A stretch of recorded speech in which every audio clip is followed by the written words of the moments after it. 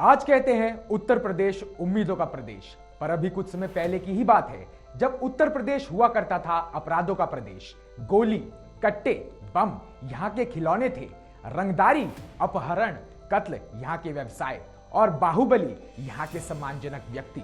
पर मुख्यतः पिछले 15 वर्षों के दौरान बहुत कुछ घटित हुआ। सरकारें आई, सरकारें गईं, मुख्यमंत्री से लेकर संतरी तक सब बदल गए और बदली इस प्रदेश की तस्वीर।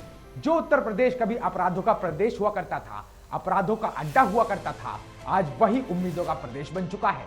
पर यह हुआ कैसे, कैसे बदली इस प्रदेश की तस्वीर, ये जानने के लिए चलते हैं वर्ष 2010 में।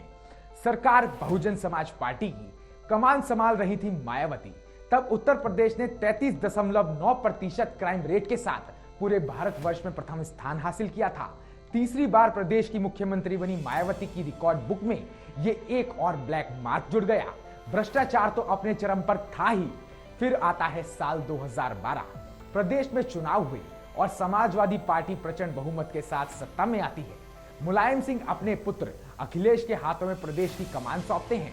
जनता द्वारा युवा चेहरे से उम्मीद लगाई जाती है कि प्रदेश की तस्वीर बदलेगी, और तस्वीर बदली भी, पर अपराध अब दंगों की शक्ल ले चुके थे। अखिलेश शासनकाल में मुजफ्फरनगर, सहारनपुर और मुरादाबाद में ताबड़तोड़ दंगे हुए, जिससे प्रदेश में त्राहिमाम हो गया और प्रशासन अपने घुटनों पर दिखाई दिया। नेताओं के सामने अफसरों की एक नहीं चलती थी। कहीं कहीं तो बड़े अफसरों को राजनीतिक गुंडों द्वारा पीटा व मारा तक गया। वर्ष 2017 में जब सपा अपने शासन के आखिरी वर्ष में थी, तब प्रदेश में 4246 रेप, 4324 कत्ल, 60,434 चोरियां हुई, जिस कारण अखिलेश को जिन उम्मीदों से प्रदेश की जनता ने कुर्सी पर बिठाया था, उससे कहीं ज्यादा निराशा से उन्हें सत्ता से बेदखल कर दिया गया। और 2017 के विधानसभा चुनाव में भाजपा की प्रचंड जीत के बाद मुख्यमंत्री का ताज सजा महंत योगी आदित्यनाथ के सर पर। कुर्सी संभालते ही नए मुख्यमंत्री ने प्रदेश की कानून व्यवस्था को अपनी प्राथमिकता बताते हुए कड़क तेवर में काम शुरू किया और सभी अफसरों को काम करने की पूर्ण आजादी दी। जो अफसर कभी सिर्फ विधायकों और मंत्रियों के सेवादार हुआ करते थे, अब जनता के बीच उनकी सेवा के लिए घूम रहे थे, जिसका नतीजा यह हुआ कि सरकार बनने के 3 वर्ष के भीतर ही क्राइम रेट लगभग 45% तक गिर गया। लोगों ने राहत की सांस लेनी शुरू कर दी। अब जो लोग रात के 10 बजते ही घर में रहना पसंद करते थे, वो अच्छी पुलिस व्यवस्था के चलते आराम से बाहर जाने लगे। सुनसान सड़कें जहां जाते हुए सांस अटकती थी, वहां पीसीआर को देखकर लोग दम भरने लगे।